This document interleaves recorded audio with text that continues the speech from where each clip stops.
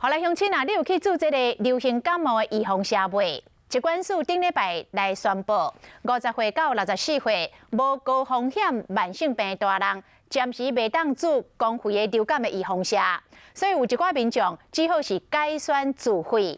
早起咱的记者实际到高雄甲屏东的大病院来观察，发现抢注射的民众真正袂少，大家拢正惊注袂到。 像咧问要注射的人有够侪，公费流行感冒疫苗10月初5开始注，今年因为有新型冠状病毒的影响，要注射的人有够侪。排队。数据哦，数据。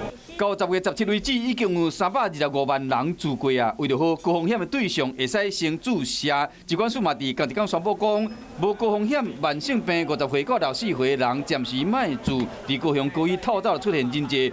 符合公费注射的民众，就惊讲这个射无够用，因会注袂到。安尼吼较安心啦。无惊注无啊。为了减少这些感染的风险，其实在其他的族群还是建议要来这个医院来试打这个自费的流感疫苗。伫屏东部分，屏东病院早起公费注射的人嘛排练。谢谢啊，下一位。 因拢是第一线医护人员，因为接触对象甲工作环境，所以讲嘛被列为公费注射的对象。政府的美意让我们第一线的医护人员都可以优先施打这些公费疫苗，让我们可以后续可以在临床上可以照顾更多病人。